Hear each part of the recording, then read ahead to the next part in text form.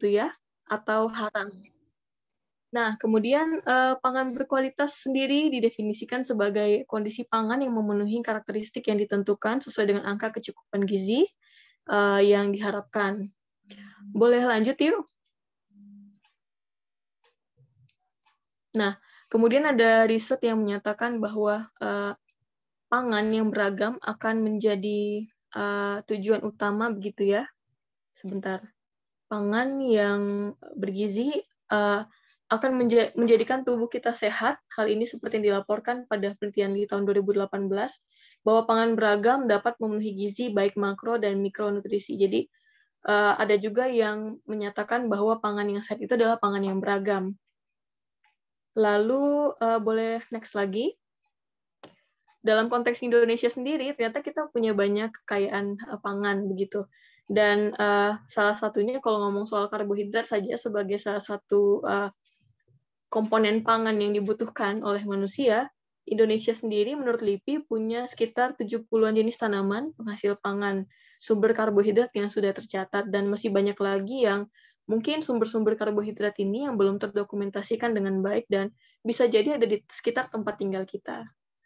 Boleh lanjut yuk? Nah, potensi ini mendukung pada kebutuhan kita. Tapi pertanyaannya sesuai dengan yang tadi disampaikan oleh Ibu Damayanti, Prof. Damayanti, apakah ekosistem kebijakan kita sudah mendukung akan pangan yang beragam ini? Siapa kira-kira yang diuntungkan atau siapa yang menjadi subjek utama atas pangan ini? Lalu kemudian bagaimana posisi kita sebagai konsumen, dan mungkin kalau ada teman-teman yang berprofesi sebagai petani yang tergabung dalam breakout room ini, bagaimanakah pemenuhan pangan atau konsumsi pangan yang sudah selama ini dilakukan oleh orang-orang Indonesia itu menjunjung tinggi kedaulatan kita atau menyerap kebutuhan, atau bukan menyerap kebutuhan ya, memenuhi kebutuhan yang ada di Indonesia.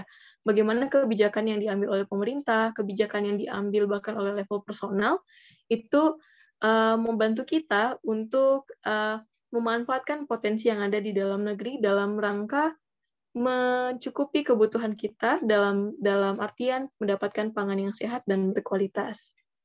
Nah, boleh lanjut lagi. Ada data teman-teman yang kami dapatkan pada tahun 2019. Indonesia menurut BPS di tahun 2019, ini data tahun 2020, masih menjadi negara yang mengimpor banyak pangan ya. Bahkan beras pun kita masih impor, bahkan sampai tahun ini juga masih menjadi highlight bahwa terjadi impor beras begitu, dengan berbagai polemiknya. Nah, pertanyaannya adalah apakah dengan importasi, kemudian kecenderungan kita untuk monoconsumption, kemudian pangan kita yang dikuasai oleh korporasi-korporasi besar saat ini, itu telah menjadikan kita sebagai konsumen yang mengkonsumsi pangan yang sehat dan berkualitas. Dan ini akan menjadi bahan diskusi kita pada pagi hari ini. Boleh next yuk? Ada dua hal yang akan kita coba untuk gali. Yang pertama itu adalah bagaimana situasi terkini soal pangan sehat dan berkualitas yang ada di sekitar kita. Terutama di masa sekarang ini ya, yang ada di sekitar teman-teman. Apakah teman-teman kesulitan? Apakah teman-teman merasa sudah baik? Kemudian apakah pangan sehat dan berkualitas yang teman-teman dapatkan ini juga memanusiakan manusia, seperti yang disampaikan oleh Prof. Damayanti. Dan kemudian pertanyaan selanjutnya adalah, usulan apa yang bisa kita berikan sebagai anak muda, ataupun jikalau ada Bapak dan Ibu yang ikut bergabung, usulan apa yang dapat kita sampaikan untuk mewujudkan konsumsi pangan sehat dan berkualitas.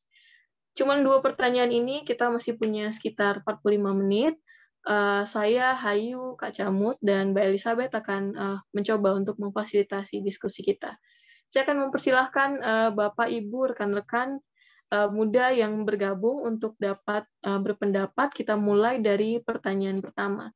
Bagaimana kondisi atau situasi terkini soal pangan sehat dan berkualitas di sekitar kita? Silakan, adakah yang ingin menyampaikan kondisi terkini di sekitar kita sekalian? Bisa langsung raise hand atau open mic, silakan.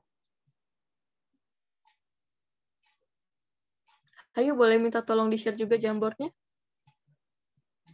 Ya, silakan Saudara Naning, Ibu Naning ya ini ya, silakan.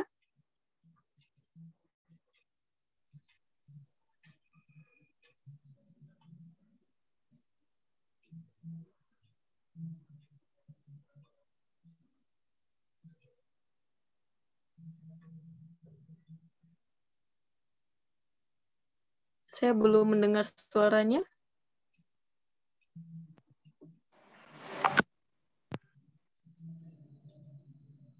Oh iya betul. Link Jamboard akan di-share oleh rekan kita, jadi kalau teman-teman ingin langsung menuliskan juga boleh ya. Silahkan. Bu Naning, saya belum bisa dengar suaranya. Apakah jaringan di saya atau rekan-rekan?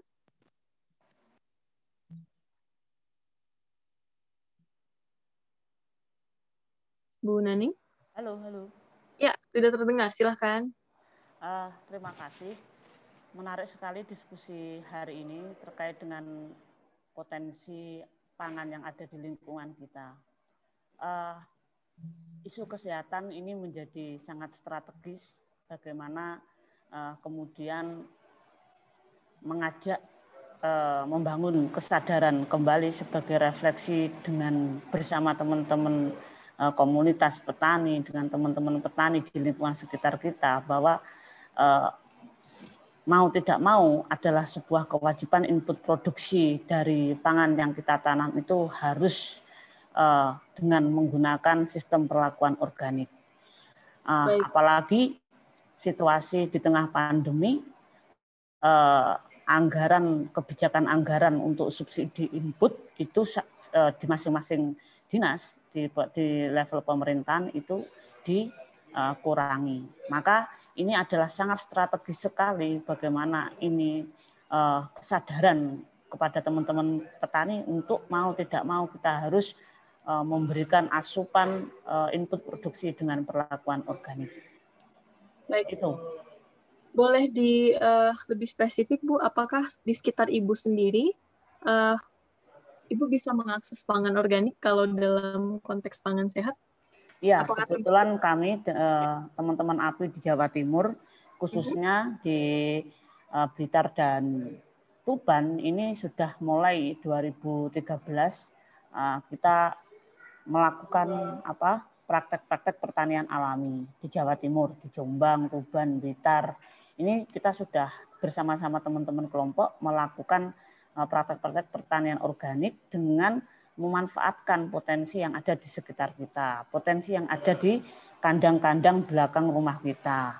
Nah, ini sudah kita aplikasikan, sudah kita budayakan dalam lingkungan pertanian keluarga di tingkatan masing-masing petani.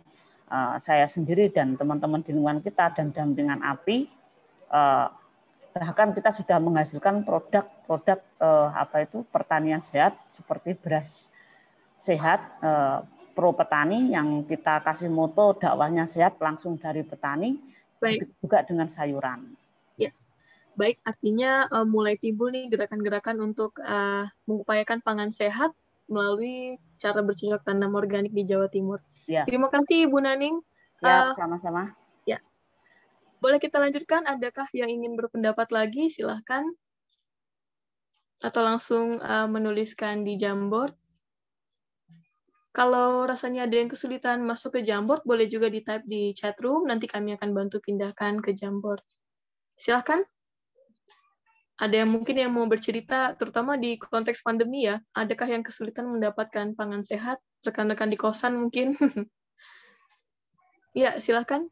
Mungkin saya mau menambahkan dari... Silahkan, boleh perkenalkan diri dulu. Ya. Perkenalkan, nama saya Marsyala Helena Rindani. Saya mahasiswa tahun kedua di Universitas Udayana di Teknologi Industri Pertanian. Mungkin saya mau menambahkan dari statement Ibu Naning sebelumnya, dari pengalaman dan cerita dari teman-teman saya dari Fakultas Pertanian. Menurut saya, pertanian organik itu memang merupakan satu ide yang bagus ya, Bu. Namun, ada beberapa hal yang harus diperhatikan, Bu, terutama aplikasinya sendiri. Kami di sini di Bali, di Desa Pangsan, itu sebenarnya sudah menggerakkan mengenai pertanian organik ini. Namun, permasalahannya adalah prosesnya itu, aplikasinya itu. Katanya di sini sudah setuju untuk menerapkan pertanian organik, namun ilmunya belum ada, kemudian penyuluhan ini yang belum ditingkatkan. Nah, hal yang kedua adalah mengenai konsumen itu sendiri. Nah, saya sendiri sebagai masyarakat di Bali ini memang kesulitan untuk mendapatkan produk organik yang istilahnya ramah di kantong gitu Bu, karena kita biasanya menemukan produk organik itu kan di supermarket kan, sementara di pasar tradisional pun belum banyak yang menjual produk organik itu sendiri. Itu yang dari saya. Terima kasih. Ya, baik. Masih sulit mendapatkan produk sehat, terutama produk organik, karena pasar masih belum banyak yang menyediakan, begitu ya. Baik, terima kasih Mbak. Kita lanjutkan, adakah lagi rekan-rekan, Bapak Ibu yang ingin menyampaikan situasi terkini di sekitar Bapak dan Ibu? Saya persilahkan. Saya, Kak. Ya, silakan. Oke, perkenalkan diri dulu. Nama saya Fadliani. Saya mahasiswa tahun pertama kajian budaya dan media dari UGM. Nah, kalau saya pangan yang baik itu saya setuju dengan yang tadi disampaikan pengertian yang pertama itu soal pangan yang sehat itu beragam. Jadi keberagaman itu bisa didapat, saya rasa itu kalau kita konsumsi pangan yang kita produksi sendiri begitu, Mbak. Jadi lebih ke apa yang kita bisa dapat di sekitar. Jadi bukan tidak susah juga sih kalau menurut saya, agak susah untuk stop mengimpor karena kan negara kita memiliki kita kan negara yang harus mungkin bisa tapi agak sulit, tapi bisa dikurangi dengan kita makan produk-produk lokal seperti tadi yang kata Ibu Naning, dari petani sendiri. Jadi kita nggak usah, kalau saya kan saya kan bukan dibilang nggak tahu deh dibilang muda atau tidak ya, karena tapi di anak-anak remaja sekarang itu kalau misalnya kemana-mana misalnya kumpul atau mau pergi nongkrong itu atau ada acara itu sudah tidak lagi mengkonsumsi, misalnya kalau di tempat saya kan dari Palopo. Nah, di tempat saya itu kan makanannya ada banyak makanan, misalnya jajanan pasar atau makanan daerah, itu jarang yang mau, ayo kita makan danye, ada namanya danye, terus ayo kita makan kapurung, itu sudah tidak, kayaknya sudah jarang sekali atau tidak ada. Itu mungkin masih biasa dilakukan oleh orang-orang yang dewasa, mungkin 30 tahunan ke atas. Nah, itu sih, itu yang mengerikan nantinya, jangan sampai anak-anak muda taunya makanan yang dia lihat di Instagram, yang dia lihat di YouTube. Kan di YouTube pun kan orang-orang pamerkannya makanan-makanan yang sebenarnya bukan lokalitas. Padahal kalau dengan adanya sistem informasi yang bagus sekarang ini, itu juga bisa, kalau para konten-konten kreator itu menunjukkan, misalnya mukbang di daerahnya kan beda-beda, terus mukbangnya itu dari makanan daerahnya sendiri. Nah, itu kan pertama bisa menambah pengetahuan mungkin untuk anak-anak muda itu yang lagi sekarang itu anak saya bilangnya generasi spectacles. Jadi mereka itu generasi yang mengetahui semua informasi itu dari tontonan mereka. Oh ya. Jadi itu sih kalau saya makanan yang baik itu ya beragam. Yang beragamnya itu bukan berarti kita harus impor, tapi menguatkan yang lokal. Terima kasih. Oke, baik. Masih muda toh.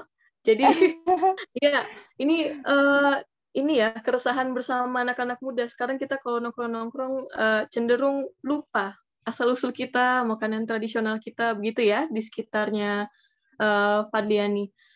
Dan mungkin ini jadi satu poin yang perlu kita tambahkan ke Jamboard, situasi pangan itu pangan yang sehat, kita kadang hanya mengikuti tren dan cenderung lupa tadi ya aspek kesehatannya, aspek lokalitasnya, dan ini fenomena yang sedang terjadi di kalangan anak muda di mana-mana, tidak hanya di tempatnya Fadliani saya kira. Baik, terima kasih. Ada lagi yang ingin menambahkan? Silakan. Tadi sebenarnya Fadliani sudah masuk ke bagian ide ya, saran juga untuk di pertanyaan kedua. Nggak apa-apa, justru semakin lengkap. Ada lagi rekan-rekan, anak-anak muda yang punya keresahan atau yang punya... Saya Mbak, boleh? Ya, silakan. Langsung saja. Ya, perkenalkan nama saya Supriyadi dari RMI. Rimbawan Muda Indonesia. Ya, saya terkait pertanyaan ini sih sebenarnya kami dari RMI sendiri pernah memiliki program riset bersama FAO mengenai sistem pangan masyarakat adat. Itu dilaksanakan tahun lalu, 2019 sampai 2020 sebenarnya. Nah, mengenai konsumsi pangan yang sehat, sebenarnya kalau konteks masyarakat adat dan juga mungkin komunitas lokal, itu mereka punya sistem pangan yang sangat kaya karena mereka maksudnya biodiversitasnya tuh alamnya masih terjaga dengan cukup baik karena adanya aturan adat dan lain-lain. Mereka juga masih memiliki sistem pangan yang tidak hanya mereka membeli dari warung, tapi mereka juga berburu ke hutan, terus juga mereka ada juga yang bercocok tanam padi dan terus mengumpulkan tanaman-tanaman atau tanaman-tanaman pangan gitu dari hutan. Nah, ya, namun yang menjadi masalah mungkin adanya ini sih seperti modernisasi atau introduksi atau pengenalan sistem perekonomian yang mungkin bisa dibilang modern. Karena kalau dari pengalaman dari riset tersebut, bukti atau hasil temuan yang menarik adalah saya kan melakukan riset ini di Kaspuan Cibeduk di Kabupaten Lebak, Banten. Ya. Itu sebenarnya nggak terlalu jauh dari Jakarta ya, tapi mereka tuh tinggal di lokasi pegunungan. Namun sejak 2015 ada jalan yang terbangun gitu ke desa tetangga. Jadi mereka tuh tinggal di pegunungan tersebut. Terus sejak 2015 itu ada semacam warung gitu. Ada dari 2015 sampai sekarang ada 6 warung. Terus itu mereka terjadi transisi sistem pangan sih yang terlihat. Jadi mereka mulai mengkonsumsi pangan-pangan yang kayak gula, terus lemak seperti itu, dan perlahan tuh mulai menghilangkan atau melepaskan nilai-nilai adat mereka gitu. Jadi anak-anak muda terus juga orang tua mereka lebih menggemari untuk mengkonsumsi pangan yang berasal dari warung tersebut. Padahal mereka juga menanam itu sendiri. Misalnya kopi. Mereka menanam kopi, tapi mereka juga beli kopi ke warung gitu, kopi sasetan. Terus obat-obatan, mereka punya sistem pengetahuan untuk menggunakan obat-obat dari hutan, dari kebun. Terus sekarang mereka lebih prefer untuk konsumsi obat dari warung gitu, karena dinilai lebih aksesibel atau lebih dekat. Nah, selain bergesernya pengetahuan atau tradisi pangan lokal yang tentu lebih sehat, dan karena memang alami dan mereka juga bisa mengontrol apa sih sebenarnya produk-produk pertanian yang mereka gunakan sebagai pupuk misalnya. Sekarang juga yang muncul adalah jenis-jenis penyakit yang dulu tuh beberapa tahun sebelum itu nggak pernah muncul gitu di masyarakat adat. Kayak misalnya diabetes gitu, itu dulu beberapa tahun sebelumnya itu nggak ada. Terus juga sakit gigi yang sesimpel sakit gigi, terus kayak demam yang berbeda dari sebelum-sebelumnya, itu seperti itu sih. Jadi dari introduksi sistem ekonomi modern itu secara umum sih memang terjadinya transisi pada pengetahuan lokal dan pangan itu sendiri di masyarakat adat. Begitu, Mbak. Ya, baik. Terima kasih, Mas. Ini cerita yang sangat menarik ya, Mas Supriyadi. Ada perubahan begitu, dan ternyata berkaitan erat dengan baik pola konsumsi, dengan sistem pangan yang berubah, ada perubahan pola konsumsi, bahkan perubahan ke kesehatan ya, dan berkaitan dengan kemandirian komunitas begitu. Terima kasih Mas Supriyadi. Tadi saya lihat ada lagi yang raise hand. Silakan, sepertinya Mas Robi ya? Ya, betul. Ya, silakan. Selamat pagi, Assalamualaikum warahmatullahi wabarakatuh. Perkenalkan, nama saya Robi. Selamat pagi. Dari Masak.tv. Tadi berhubung dicolek sama Mbak Fadliani. Jadi saya langsung merespon. Pertama-tama perkenalkan, Masak TV sendiri adalah sebuah video tutorial masak yang ada di Instagram, Facebook, YouTube, dan di social media platform. Di bawah kita bagian dari network global Tastemade yang sudah memproduksi konten makanan sekitar 11 tahun sampai sekarang. Yang disampaikan Mbak Fadliani tadi nggak ada salahnya, benar. Maksudnya kayak banyak orang pada akhirnya perilakunya generasi kita sebutnya experience generation, yaitu yang mereka melakukan mereka merefleksi apa yang mereka tonton dan mereka akhirnya berperilaku sesuai dengan apa yang mereka tonton dan mereka mengkonsumsi dari apa yang mereka tonton. Itu sepakat banget itu yang terjadi sekarang. Sebelum saya ngomongin soal konten, saya mau ngomongin soal realitas bagaimana aksesibilitas makanan sehat atau pangan beragam di lingkungan saya sendiri. Saya tinggal di daerah Rawamangun di Jawa Timur. Pada realitasnya sebenarnya kalau ditanya apakah makanan sehat itu aksesibel ada di supermarket atau di supermarket itu tersedia. Tapi pada kenyataannya masyarakat bertindak secara pragmatis dalam memenuhi kebutuhan pangannya sehari-hari. Dengan adanya layanan misalkan Gojek atau layanan makanan antar gitu, delivery atau makanan-makanan yang dikonsumsi di sekitar sini dari saya kecil, saya bisa bilang mungkin 80% atau lebih dari 90% ya itu bukan makanan sehat. Karena makanan yang disediakan itu tidak beragam dan makanannya itu aja. Mayoritas yang ada di wilayah sini adalah kalau nggak itu ayam, itu mayoritas ayam, semuanya gorengan. Habis itu mie, ya kalau mau dianggap makan gandum itu beragam ya, mie dan nasi. Nggak ada pilihan lain selain itu. Mayoritas makanannya seperti itu. Mungkin kalau ada 1 dan 2 tempat yang menjual ikan atau menjual makanan lain, tapi itu sangat jarang. Nah, dari kondisi ini merefleksikan juga bagaimana kemudian teman-teman di generasi yang lebih muda pada akhirnya melakukan konsumsi makannya sehari-hari. Ditambah dengan di dunia online-nya, di dunia offline-nya itu pilihannya nggak banyak, di dunia online-nya pun pilihannya juga tidak banyak. Ketika Gojek mulai aksesibel gitu, ternyata pilihannya juga itu lagi. Hanya ada mayoritas nasi, mie, mungkin makanan dari sagu itu sedikit banget yang pempek gitu.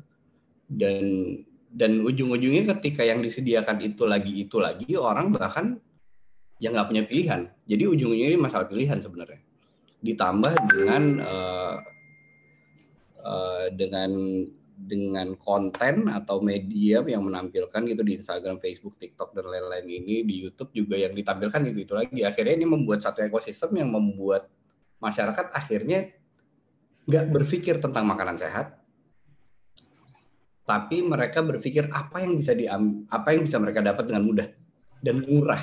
Jadi 2 poin itu sih sebenarnya yang menjadi kunci utama bagaimana akhirnya masyarakat ini memiliki pola konsumsi yang seperti ini, yang akhirnya akan berujung pada permasalahan kesehatan gitu kan. Ya mungkin kalau sekarang di dunia online itu banyak banget orang yang bakal komen soal diabetes, komen sesuai tadi yang Mas sebelumnya sebutkan juga. Oh ini makanan diabetes gitu, makanan ini bikin kolesterolnya tinggi, makanan ini masalahnya bikin garamnya tinggi, darah tinggi segala macam kayak gitu. Kurang lebih situasi sekarang di lingkungan saya terdekat seperti itu sih dari pola konsumsi makanan, persediaan terhadap makanan sehat. Terima kasih. Ya, baik. Terima kasih, Mas Robi. Jadi, pragmatisme jadi poin utama ya, Mas. Terutama untuk konteks perkotaan nih, karena Mas Robi kebetulan tinggal di lokasinya perkotaan. Baik. Ada lagi kah sebelum kita mungkin bisa masuk ke usulan ya? Sebetulnya masih banyak nih di room kita, teman-teman. Silahkan. Saya lihat ada Felicia, silahkan. Setelah itu mungkin Hayudiah ya. Silahkan.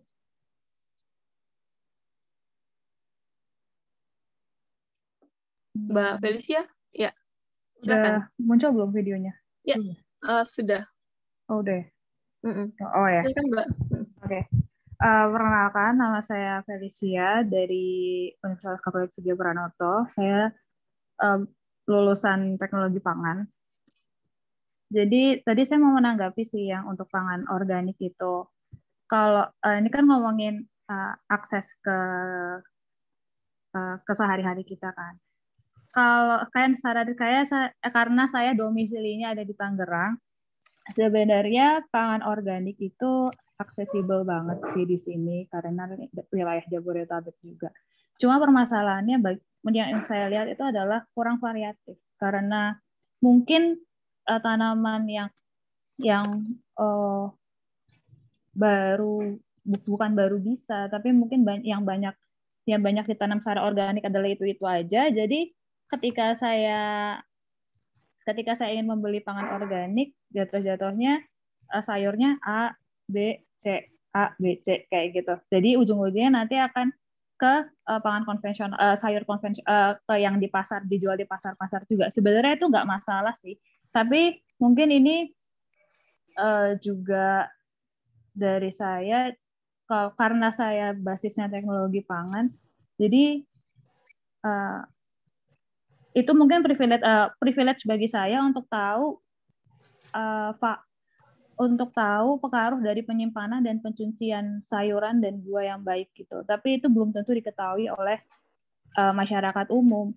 Dan menurut saya itu jadi suatu perhatian. Karena apa? Karena gizi atau nutrisi dari suatu pangan, karena tadi kita ngomong pangan sehat adalah yang memiliki nutrisi yang baik, gizi dan nutrisi makanan itu juga dipengaruhi oleh proses penyimpanan dan pencuciannya yang baik, seperti itu. Lalu saya juga ingin lagi-lagi karena latar belakang saya teknologi pangan, jadi saya waktu itu sempat ikut salah satu acara seperti itu. Jadi ada yang menekankan bahwa pangan sehat itu kita ngomongin ke pangan yang dihasilkan oleh industri food and beverage, itu adalah makanan yang seharusnya rendah kandungan lemak, gula, dan garam. Sedangkan kalau bisa dilihat, makanan yang diberi label healthy, kalau kita lihat di Indomaret atau apa yang kita anggap secara healthy, itu kandungan lemak, kandungan gula, atau salah satu dari tiga itu, lemak, gula, garam, itu masih tinggi. Nah, itu juga jadi perhatian. Jadi, ketika orang awam lihat kayak, oh ini sehat, karena ini kandungan, misalkan, jus misalkan, kandungan vitamin C-nya tinggi, tapi lihat gulanya, apakah itu akan tergolong sehat ketika dilihat dari standar gula yang dibutuhkan, seperti itu sih. Jadi bagi saya, penting juga, saya setuju untuk pangan itu memang harus variatif. Tapi kalau kita ngelihat dari produk makanan, penting juga untuk sadar pangan sehat itu kita harus lihat dari nutrisi, tapi yang paling penting yang juga jadi masalah di Indonesia kan obesitas tuh. Nah, kandungan lemak, gula, garamnya juga penting, seperti itu. Ya, oke. Baik Mbak, terima kasih. Kita lanjutkan, tadi sudah ada Mbak Hayudiah ya, yang raise hand. Silahkan Mbak. Oke, terima kasih. Nama saya Hayu, saya dari Surabaya, saya dari LSM Mantasa. Jadi tadi melanjutkan ke Mas Supriyadi sebenarnya, karena Mas Supriyadi udah menyebutkan tentang masyarakat adat, dan kebetulan kami juga bekerja sama dengan FAO untuk mendokumentasikan sistem pangan masyarakat adat. Kalau kemarin kami ke komunitas Dayak Kanayaten dan masyarakat adat Tengger di Malang gitu. Apa ya? Karena kalau Mantasa sendiri sebenarnya penelitian kami khususnya di tumbuhan pangan liar karena kami masih melihat budaya meramu di Indonesia itu masih kental sebenarnya. Apalagi dilakukan di masyarakat adat dan masyarakat lokal gitu. Cuma yang menjadi masalah saat ini adalah akses lahan. Seperti misalnya kalau masyarakat Tengger, karena mereka tempat tinggal mereka dikepung atau dikelilingi oleh Taman Nasional, mereka tidak bisa lagi masuk ke dalam hutan untuk mencari makanan. Jadi kemudian mereka harus tinggal di desa mereka dan kemudian berubah pola sistem pangan mereka dari berburu meramu menjadi bertani, sehingga kemudian mereka sekarang dikenal sebagai penghasil kentang gitu, bahkan sudah di tahap monokultur yang parah ya gitu.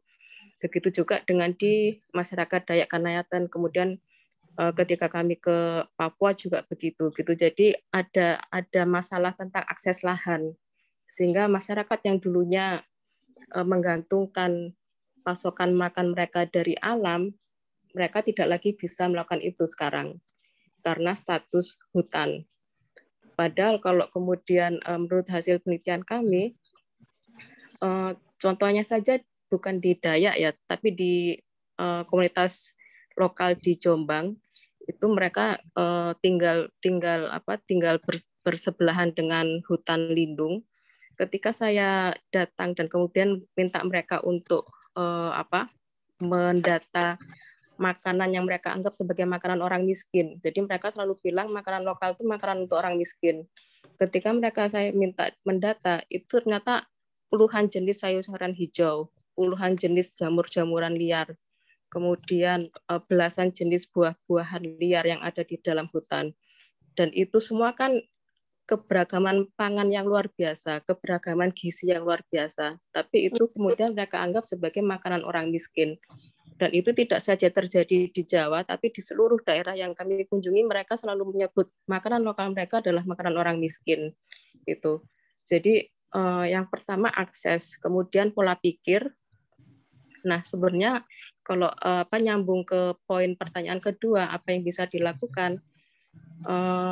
Saya boleh pikir, ditahan dulu Mbak, kita bagian satu dulu. Oh gitu, oke. Iya.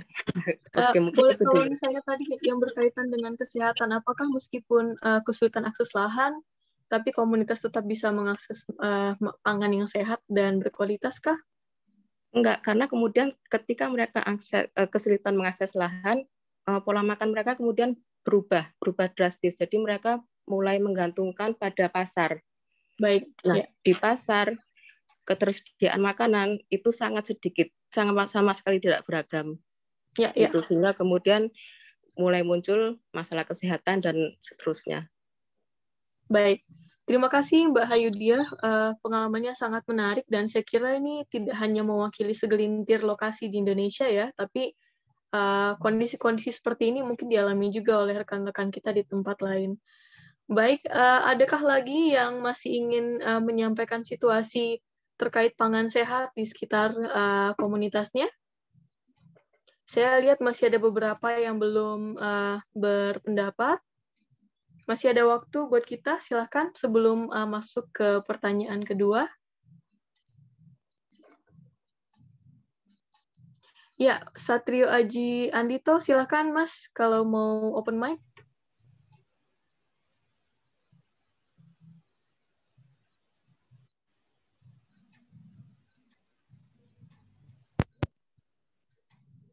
Mas Satrio? Saya belum bisa dengar suaranya, apakah di saya?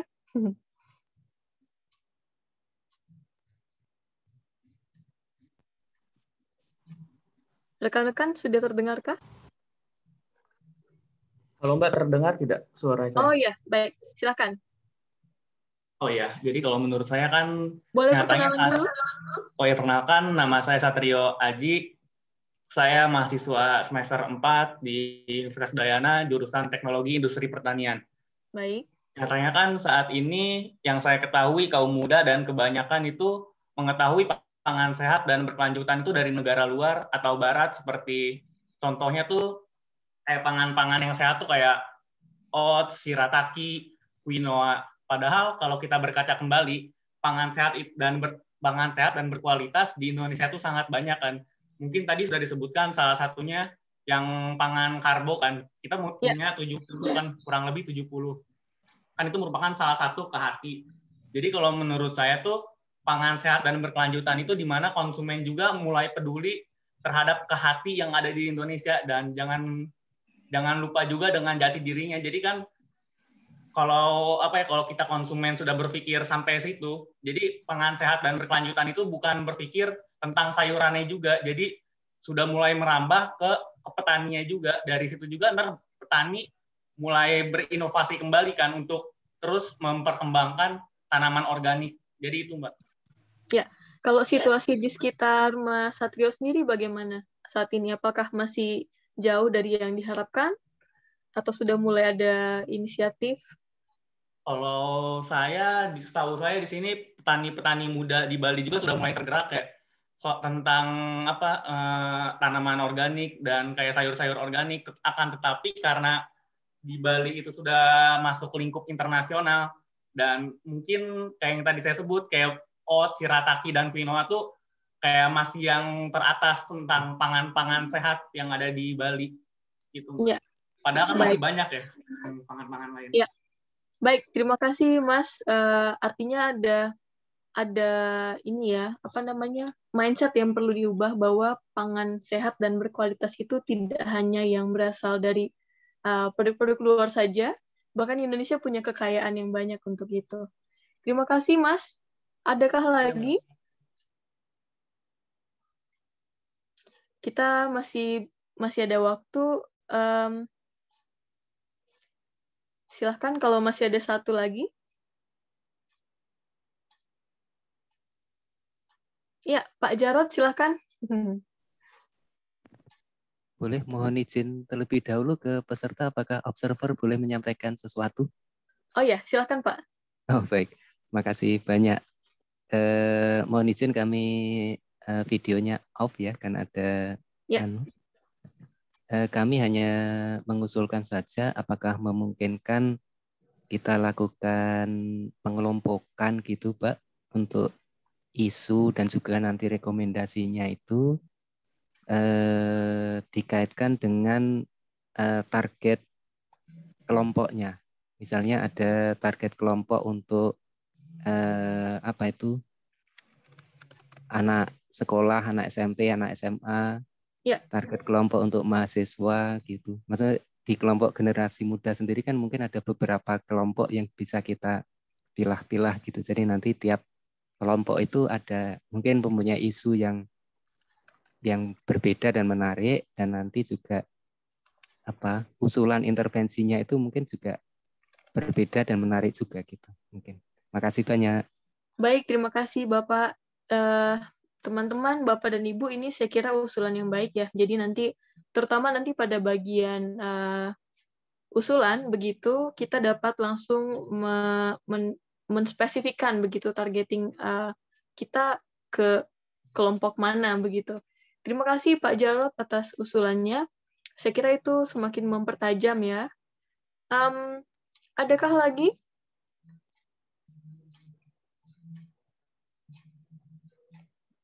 Silakan.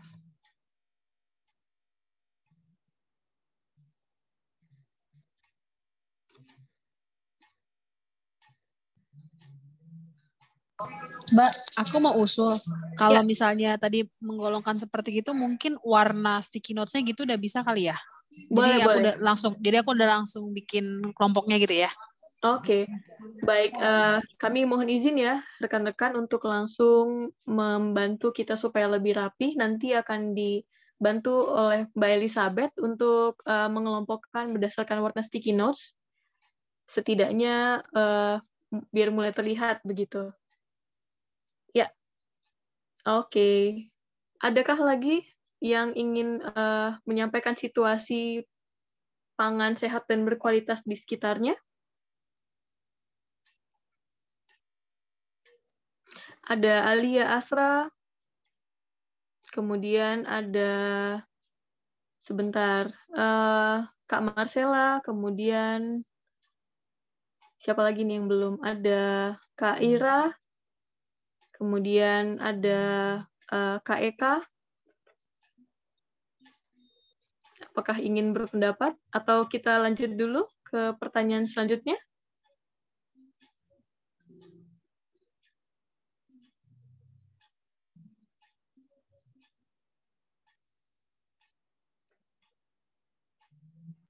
Ya, nanti kalau begitu sambil jalan kita bisa tambahkan di Jamboard dan juga di kolom chat supaya lebih maksimal. Saya ingin mengajak kita semua untuk move on ke bagian yang lebih menarik. Usulan apa untuk mewujudkan konsumsi pangan sehat dan berkualitas? Tadi sudah ada beberapa usulan ya sebetulnya yang disampaikan oleh rekan-rekan sekaligus menyampaikan ide atau melaporkan situasi terkini di sekitarnya tentang bagaimana cara mewujudkan konsumsi pangan sehat dan berkualitas. Saya ingat ada beberapa ide tadi Mbak Elizabeth, misalnya mendorong rekan-rekan muda untuk merubah cara konsumsi masing-masing begitu, kemudian secara digital juga mulai mempopulerkan kembali pangan lokal, kemudian merebranding begitu ya, bahwa pangan sehat juga bukan hal yang tidak mungkin berasal dari pangan lokal yang ada di sekitar kita. Mungkin bisa ditambahkan di Jamboard. Langsung saja kepada rekan-rekan, mungkin saya ingin mulai dari tadi ada Mbak Hayu yang sudah akan masuk sebetulnya ke bagian ide ini. Boleh dilanjutkan, Mbak? Oke, kalau melanjutkan ke ini ya, keragaman pangan. Ya. Ini aja sih sekedar informasi saja, kalau secara global itu setidaknya itu ada 7.000 jenis tumbuhan yang bisa dimakan gitu. Jadi kalau di Indonesia sendiri yang kaya akan keanekaragaman hayati itu pasti sudah bisa dibayangkan betapa kayanya gitu. Tapi sayangnya data nutrisi itu sangat kurang sekali gitu. Padahal padahal saya percaya makanan-makanan puluhan jenis sayuran liar yang dimakan oleh masyarakat lokal atau adat itu pasti punya nilai gizi yang sangat bagus. Cuma nggak ada informasi tentang nilai gizinya. Nggak seperti misalnya ada kalau bayam kan ada, kemudian wortel ada, tapi masih ada ribuan jenis tumbuhan pangan liar yang tidak ada nilai gizinya. Itu juga kemudian menjadi alasan buat masyarakat untuk kemudian secara perlahan meninggalkan makanan-makanan lokal mereka itu, karena mereka percaya sebungkus mie instan itu menyediakan nilai gizi yang lengkap, karena di iklannya itu, di kemasannya itu kan ada vitamin dan mineral lengkap gitu. Jadi mereka percaya, oh ini lebih bagus daripada cari di hutan gitu. Ya, baik. Ini ya berarti penyusunan database dan juga bagaimana mendeliver data yang ada kepada komunitas, begitu ya? Iya, dan analisa nutrisinya. Jadi bagaimana universitas atau lembaga penelitian menampung atau membantu untuk menganalisa nilai gizi makanan-makanan lokal itu. Baik, kalau boleh kita sampaikan langsung siapa kira-kira yang disasar atas usulan ini? Kayaknya semua universitas ya, bisa IPB atau UGM yang punya Departemen Pertanian. Baik, berarti akademisi ya. Akademisi, kemudian pihak-pihak yang terkait, terutama yang bisa menyampaikan tadi concern soal nutrisi, kekayaan nutrisi, dan kecukupan gizi yang terkandung dalam identifikasi pangan lokal. Baik, terima kasih. Terima kasih Mbak Hayu. Masih adakah?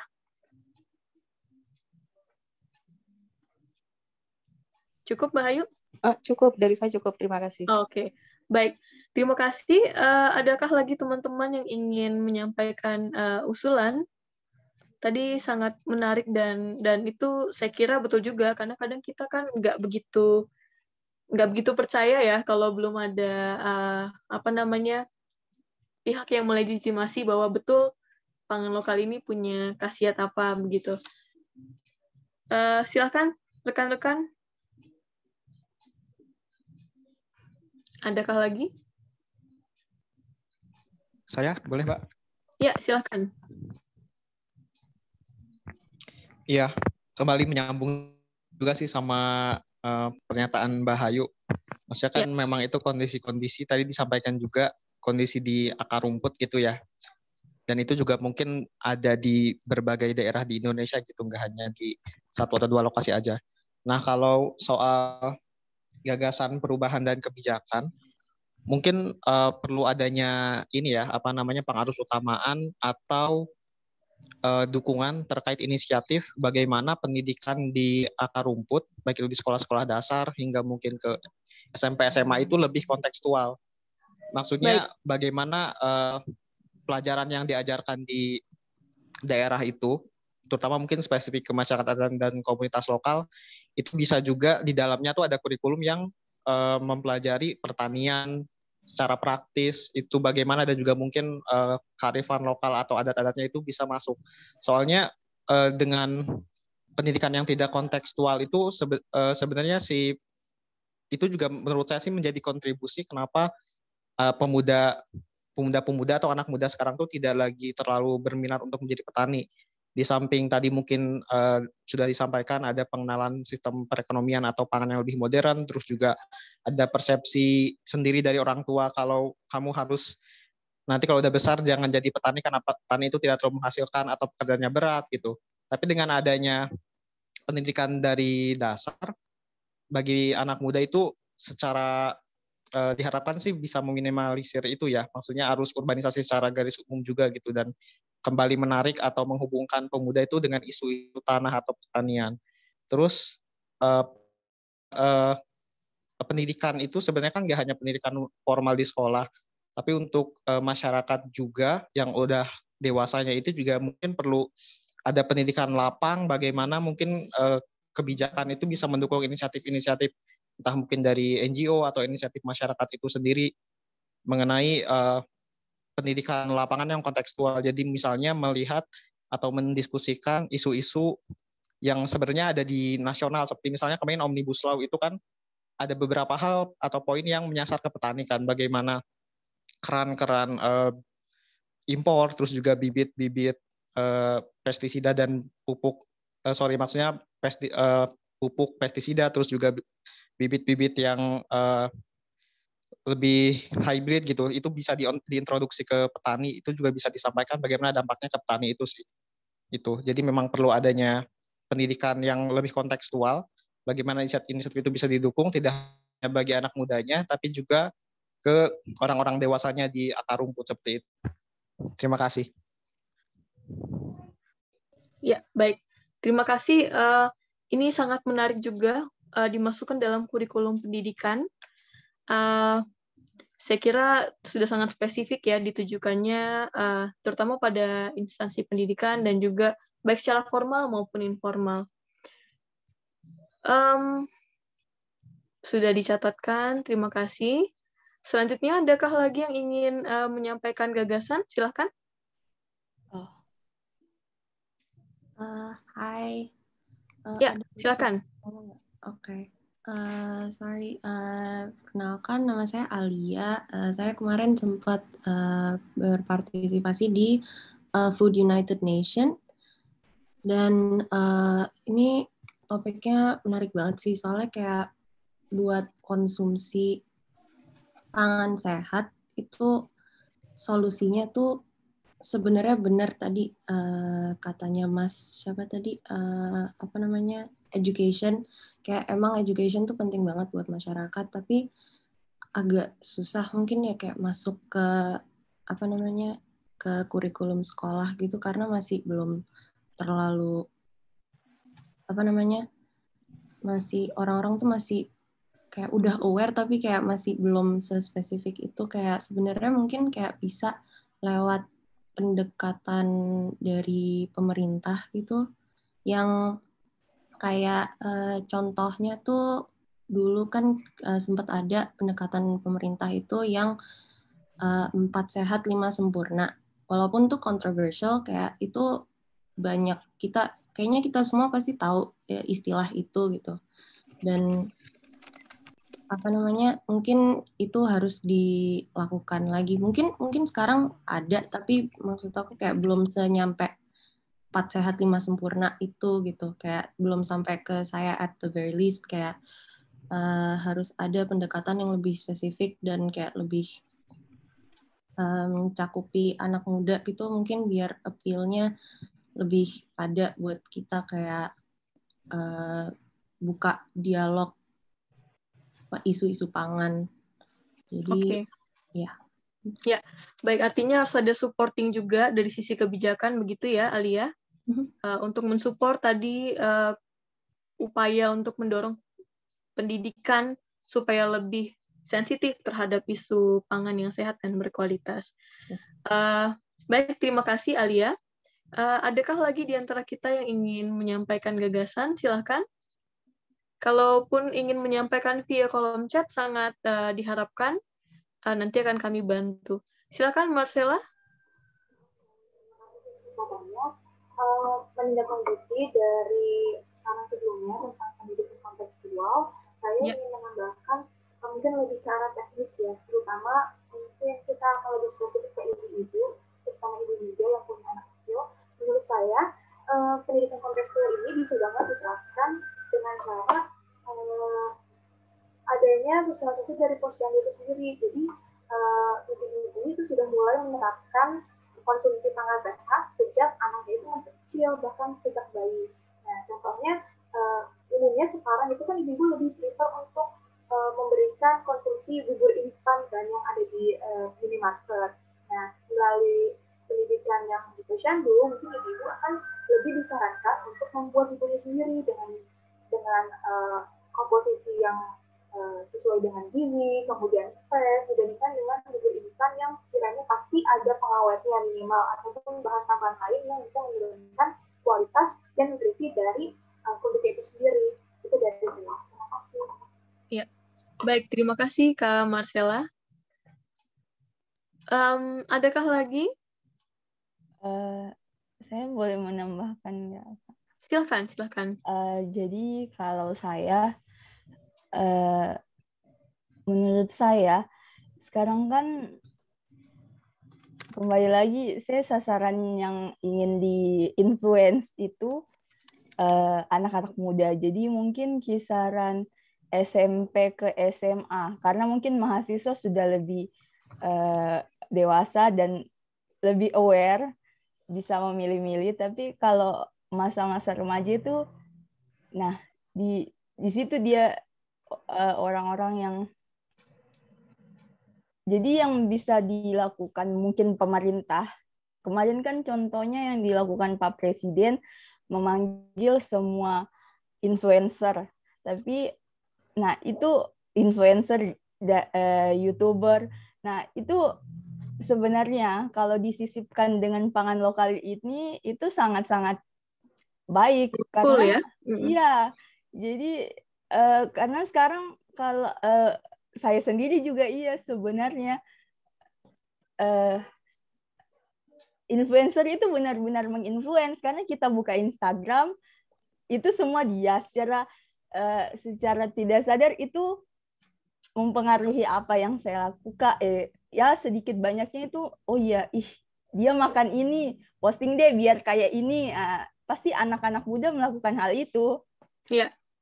Terus sama tadi Kak Robi ya, dari Masak.tv. Wah, saya penonton Masak.tv, tapi ironisnya saya lihat penonton Masak.tv, wah kok sedikit, padahal kontennya bagus. Ada konten jajanan tradisional, malah saya biasa nyantek resep dari Masak.tv. Jadi sayangnya di situ. Jadi mungkin kalau yang bisa dilakukan pemerintah selain mungkin kurikulum itu lebih bagus, terus mungkin itu pendekatan yang dilakukan. Sebenarnya Pak Presiden sudah melakukan hal yang baik dengan memanggil YouTuber itu, karena mungkin Pak Presiden sadar masyarakatnya sekarang lebih banyak memegang handphone daripada memegang buku. Jadi jadi bukan berarti kita harus stop handphone, tapi kita masuk di itu kalau stop handphone kan itu kita mengingkari teknologi, tapi kita memanfaatkan teknologi. Jangan kita yang dimanfaatkan lah oleh teknologi. Kita juga bisa memanfaatkan teknologi. Kalau saya itu sih. Iya. Iya. Baik. Keren sekali nih. Jadi saya ingat tuh ada jokes modern problems require modern solution gitu ya. Jadi kalau orang-orang hari ini males, mungkin males dalam tanda kutip tadi pragmatis kalau kata Mas Robi begitu, kita hajar dengan konten-konten yang bikin orang tergugah untuk melakukan kembali atau mencari tahu kembali begitu, ada loh pangan-pangan lokal yang sehat dan ini yang akan menjadi gebrakan baru begitu ya. Baik, terima kasih. Kalau tadi mau kita sasarkan kemana itu baiknya? Baiknya kayak ini mungkin ke influencer ya. Kan ada saya sering, mungkin karena jurusan saya juga, saya sering lihat influencer. Ada beberapa influencer yang benar-benar aware. Misal, mungkin bukan terhadap pangan, tapi misalnya Arif Muhammad dan istrinya Tiara Pangestika, dia mengendorse itu UKM-UKM yang tidak memiliki nama besar. Jadi betul-betul UKM yang dia produksi sendiri dari bahan mentah, dari baju yang kayak begitu. Nah, itu sudah menurut saya sudah sinyal yang bagus. Itu bisa satu-satunya orang lembaga yang bisa merangkul para influencer ini ya saya rasa pemerintah. Iya. Karena penontonnya banyak sekali. Dan itu kemungkinan dia bisa diterima itu diterima informasinya itu ya dari influencer itu. Oke, artinya pemerintah mengkoordinasi begitu ya, tapi tidak menutup kemungkinan bahwa influencer kita bantu supaya mengarahkan kontennya ke tadi ya, mengendorse produk-produk lokal begitu, bahan pangan lokal, olahan-olahan lokal. Dan membuat orang-orang aware bahwa pangan sehat tuh tidak harus, ini nyambung tadi dengan sarannya saya Kak Mbak Satrio ya, kalau saya tidak salah ya. Saya Naneng. Oh yes, oke. Iya. Baik, terima kasih. Selanjutnya Bu Naning silahkan. Oke, terima kasih menindaklanjuti dari item terkait dengan gagasan dan kebijakan, bahwa yang sudah kita ketahui bersama, kalau kita ngomong sebuah perubahan itu kita tidak bisa sendiri-sendiri. Bahwa perubahan itu bisa diciptakan ketika kita itu berkomunal, ketika kita berorganisasi. Sekarang ini banyak kebijakan yang sebenarnya dekat di lingkungan petani, yaitu kalau kebanyakan petani itu ada di ruang perdesaan, maka ada undang-undang desa, regulasi undang-undang desa ini yang memberi ruang daripada keterlibatan petani untuk menyalurkan aspirasi secara kolektif, bagaimana melakukan praktek-praktek pertanian sehat itu secara komunal, secara organisasi di kawasan, berbasis kawasan, tidak berbasis individu-individu. Nah, di tengah situasi pandemik ini adalah, sekali lagi saya sampaikan, ini sangat strategis sekali sebagai peluang, bahwasanya ketika kebijakan subsidi input ini sangat mahal, petani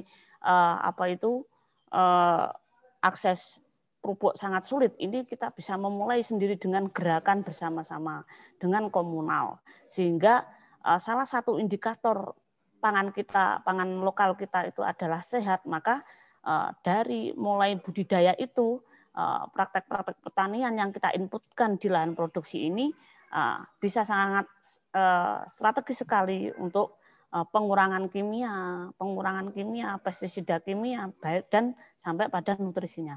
Nah, ini kebijakan desa, kebijakan pertanian di tingkatan desa dan kabupaten ini bisa mewadahi atau memberikan dukungan di ruang-ruang musyawarah di tingkatan desa dan kabupaten. Ini adalah pengalaman yang sudah kita lakukan, bagaimana petani harus terlibat dalam proses penentuan kebijakan, proses merencanakan kebijakan baik di tingkat desa ataupun kabupaten untuk melahirkan kebijakan yang pro petani dengan sistem pangan lokal dan sehat. Itu. Ya, saya sepakat ini. Petani tidak hanya bisa di sawahnya saja, tapi juga ikut dalam menyampaikan pendapatnya di ruang-ruang partisipasi di level baik desa maupun di level di atasnya. Iya, betul. Terima kasih Mbak atas masukannya. Saya kira itu clear banget ya. Tentu saja ditujukan kepada petani dan juga pengambil kebijakan agar ruang-ruang tersebut memang dikhususkan begitu ya, diberikan ruang khusus bagi petani. Diafirmasi kalau memang belum mampu secara individual ataupun komunal untuk masuk ke ruang-ruang partisipasi tadi.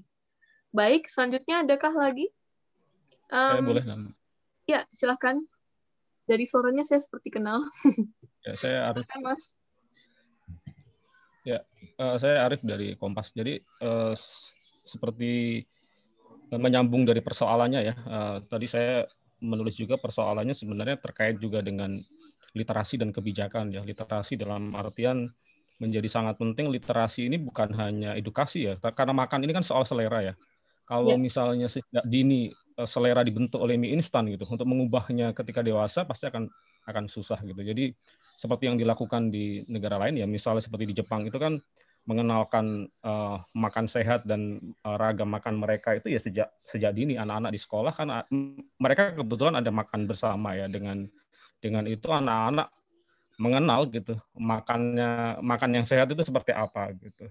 Nah di kita kan ini tidak ada ya, edukasi terhadap makan sehat di keluarga. Dulu zaman Orde Baru malah ada gitu ya, mungkin ya di zaman Posyandu yang masih aktif gitu, dan sekarang mungkin tidak ada. Nah ini mungkin menurut saya harus digalakkan, bukan hanya edukasinya tapi memang harus dipraktekkan anak-anak sejak dini di level keluarga, dan juga harus diterapkan juga di sekolah. Misalnya sekarang kalau kita lihat di sekolah banyak sekali jajanan yang tidak sehat ya misalnya, dan itu begitu luas.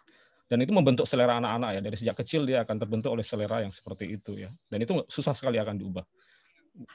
Persepsinya juga akan kacau gitu ya. Makan sehat dan makan tidak sehat itu seperti apa? Persepsi dia terhadap makan lokal dan makan non lokal juga pasti akan ini. Nah, yang berikutnya kebijakan. Dari sisi kebijakan menurut saya pemerintah harus tegas ya. Salah satunya misalnya mewajibkan adanya bauran pati atau tepung lokal ya dengan tepung terigu impor misalnya, minimal ya, untuk kita sudah lama sekali sebenarnya ngomong mengenai pentingnya pangan lokal. Kita kaya dengan pati sagu dan pati-pati yang tepung-tepungan yang lain, tapi akan selalu kalah dengan persoalan pasar karena impor tepung terigu kita murah sekali gitu, masuk ke Indonesia nggak ada biaya lebih gitu. Sementara untuk tepung lokal tidak mudah gitu untuk produksi dan yang lain-lain, banyak sekali pajaknya dan lain-lain. Nah, menurut saya harus ada kebijakan yang tegas ya mengenai minimal bauran aja dulu. Sekarang kita pengimpor tepung terigu terbesar di dunia sekarang, dan kita tahu bahwa which is itu banyak yang nggak sehat sebenarnya dibandingkan pati lokal kita. Tanpa ada perubahan itu nggak mungkin. Yang kedua, memang harus ada penambahan bea terhadap produk panganan yang tidak sehat. Misalnya kemarin ada perdebatan mengenai untuk memberikan bea terhadap produk makanan kemasan makanan yang manis ya, misalnya makanan soft drink dan yang lain-lain yang sudah terbukti sebenarnya meningkatkan potensi diabetes, penyakit kanker usus dan yang lain-lain. Di sejumlah negara itu dikenakan bea lebih gitu sebenarnya untuk produk-produk yang dianggap tidak sehat. Nah, di kita kemarin ada penolakan dari industri makanan, tapi pemerintah kalah dengan tekanan itu gitu. Nah, menurut saya yang akan dirugikan akhirnya konsumen kembali. Jadi dua hal itu yang menurut saya mungkin untuk dilakukan. Terima kasih. Ya, baik. Terima kasih Mas Aid. Jadi afirmasi untuk pengetatan begitu ya tentang bauran tepung lokal disandingkan dengan kalau kita mau menggunakan tepung yang impor. Kemudian tadi mengenakan bea masuk untuk produk makanan dan minuman yang kita jelas-jelas tahu tidak sehat dengan standar tertentu. Baik, terima kasih. Adakah lagi yang ingin berpendapat? Kita masih punya sekitar 15 menit. Silahkan.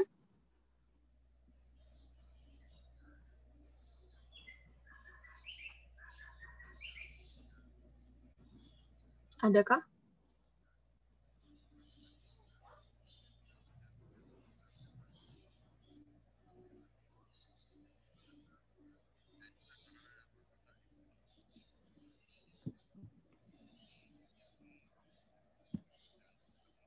Silahkan. Mungkin kesempatan saya berikan kepada yang belum pernah sama sekali. Ini ada Mbak Ira, kemudian ada Mbak Eka Lestari. Adakah yang ingin disampaikan? Saya kira cukup dinamis ya di room ini. Hampir semuanya sudah berpendapat.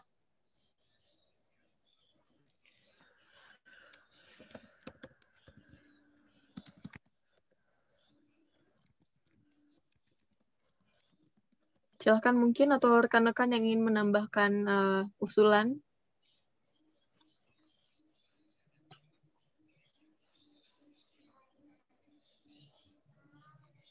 Atau Mbak Elizabeth ada yang mau diperdalam kah dari usulan yang sudah disampaikan oleh rekan-rekan? Kayaknya belum deh, Mbak. Tapi Okay. nanti. Ya, baik.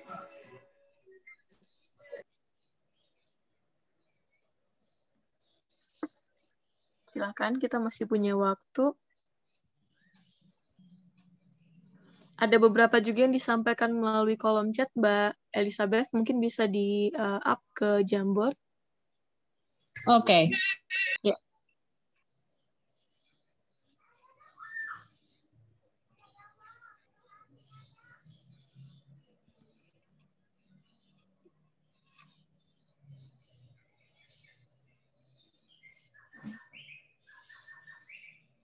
Kalau untuk usulan yang berkaitan dengan, tadi kan saya melihat secara garis besar banyak yang menyoroti di level makro, kemudian terutama menyasar kepada pemerintah ya, lalu pada level komunitas begitu.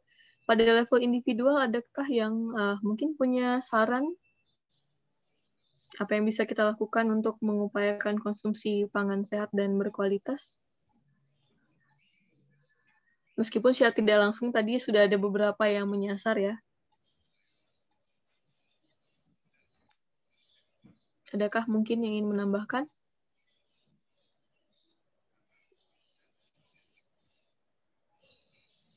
Ya, silakan Mbak Hayu.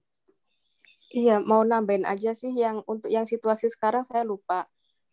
Indonesia kan negara kepulauan ya, dan sebenarnya masih banyak sekali masyarakat yang tinggal di pulau-pulau kecil dan pulau terpencil yang tidak bisa mendapatkan akses makan yang sehat. Itu. Jadi mungkin akses transportasi atau kemudian akses ke energi yang ramah lingkungan itu juga perlu dipertimbangkan juga gitu. Jadi seperti misalnya di Pulau Raas saja itu salah satu pulau kecil di Kabupaten Sumeneb. Jadi mereka itu suplai makanannya itu dari Bali, Jawa dan Madura.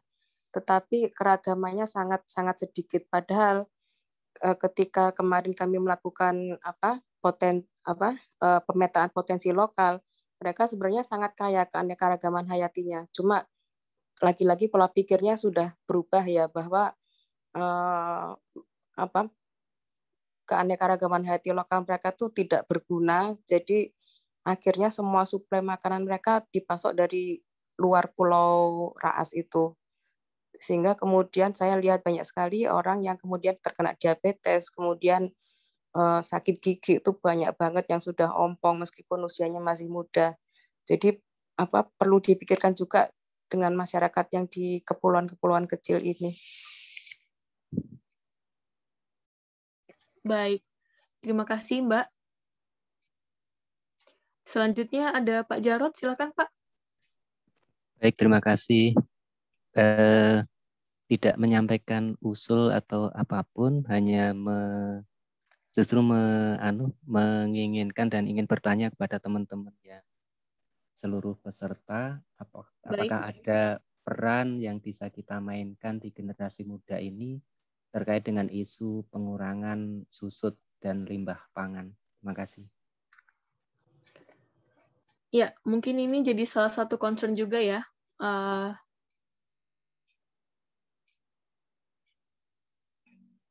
Untuk susut dan limbah pangan, tapi saya kira bisa dikaitkan dengan terutama mungkin dalam konteks room 3 Pak, yang berkaitan dengan pangan sehat dan berkualitas, karena tidak tidak terhindarkan juga bahwa banyak pangan sehat dan berkualitas ini jadi waste juga ya, tidak terolah dan tidak termanfaatkan dengan baik karena mungkin tadi ada yang disebutkan oleh salah satu usulan, karena kita nggak tahu kadang punya kualitas gizi dan ternyata sehat begitu meskipun berasal dari sumber lokal. Silakan mungkin ada yang ingin berpendapat.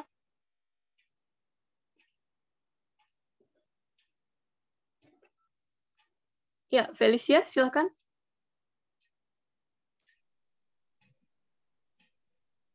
Mungkin ini terkait tadi apa yang bisa dilakukan di ranah individu.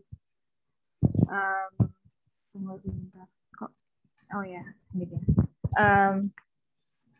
Ini kalau menurut saya, kalau sekarang kan lagi zaman-zamannya viral, jadi kayak dikit-dikit viral, dikit-dikit tren. Jadi orang tuh pasti akan ngikutin itu. Kalau menurut saya dari ranah individu atau mungkin influencer atau apapun itu, jadi secara gerakan kolektif bagi saya itu mungkin akan jadi efektif untuk melihat ya masa kini lah, tren masa kini. Misalkan contoh gerakan 1 hari tanpa nasi dan mie misalkan, tapi itu memang kayak gagasan gila aja sih menurut saya. Jadi kayak tapi gerakan kolektif yang dalam bentuk tren, dalam bentuk viral, atau misalkan kalau misalkan mau dikaitkan dengan waste, misalkan mau dikaitkan dengan itu, misalkan contohnya seperti gerakan piring kosong, jadi kayak gitu. Jadi itu tuh bisa membuat karena orang cenderung mengikuti tren, itu bisa meningkatkan kesadaran orang dalam mengkonsumsi juga. Dan mungkin kalau menurut saya juga pendekatan yang lebih mudah untuk masyarakat ikuti juga itu bisa membantu. Misalkan contoh kayak pemerintah, misalkan seperti gerakan 4 Sehat 5 Sempurna seperti itu. Kalau sekarang mungkin bisa jadi sayur dan buah minimal 3 porsi sehari. Jadi sesuatu yang memang bisa diaplikasikan secara mudah dan dicerna oleh semua masyarakat, even itu yang memiliki pendidikan rendah seperti itu. Ya, baik, terima kasih Kak Felicia. Ini Mbak Hayu, apakah baru resen lagi kah? Ada yang mau disampaikan?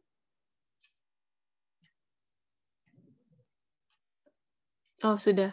Baik, ada juga masukan dari Alia ya di kolom chat. Mungkin Mbak Elizabeth bisa dibantu untuk up.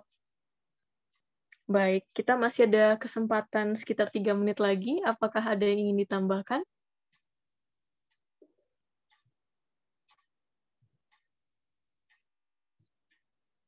Silakan.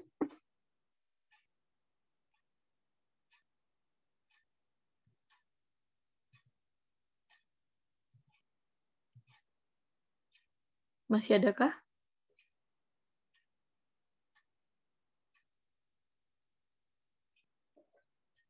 Oke. Kalau misalnya sambil menunggu, namanya juga usulan butuh waktu ya, kita untuk brainstorm sedikit begitu. Baik, terima kasih teman-teman. Sambil jalan nanti kita bisa terus menambahkan usulan dan juga terutama untuk gagasan dan perubahan untuk gagasan ya pada konteks konsumsi pangan sehat dan berkualitas ini. Jamboard ini masih akan terus dibuka. Jikalau rekan-rekan ingin menambahkan sambil jalan nanti sangat kami persilahkan. Selanjutnya kita akan kembali ke main room sekitar 2 menit lagi. Dan nanti di sesi akhir akan ada perumusan bersama yang dilakukan. Harapannya kita semua dapat stay dan kemudian menambahkan masukan kalau nanti ada yang masih belum tersampaikan di dalam breakout room. Saya kira sebelum kita